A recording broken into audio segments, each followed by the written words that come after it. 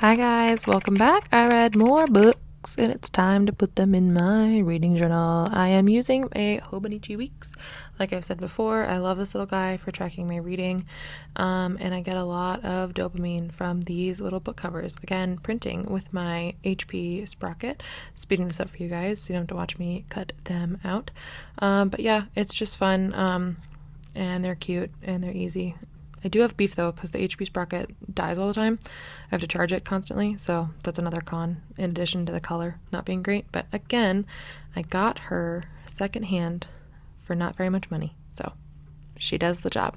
And I always forget what order I read books in. And often, as you'll see here, I also forget what I rated them.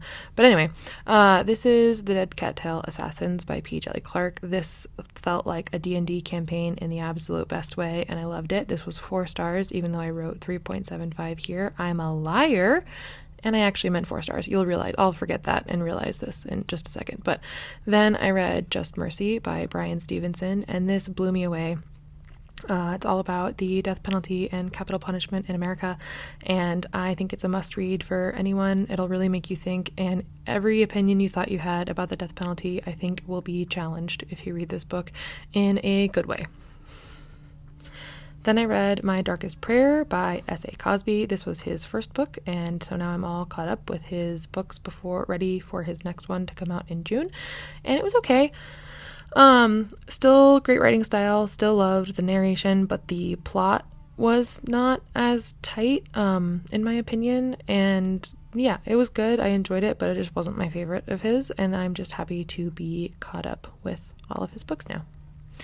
Then I finally finished Parable of the Sower by Octavia E. Butler, and I loved it, even though all of my in-person book club didn't. I'm looking at you, Molly. I thought it was great.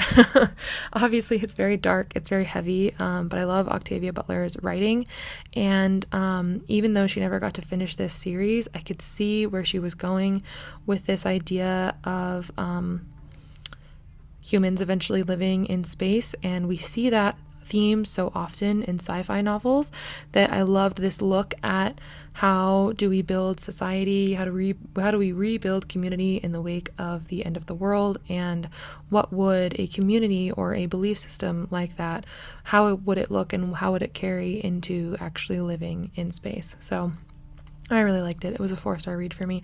Here I am checking in on my yearly goals. I've added that I want to read more nonfiction, so 1 per month, and I want to read daily in my Kindle. I'm really getting into the Kindle challenges. So yeah, thanks for watching. Bye guys!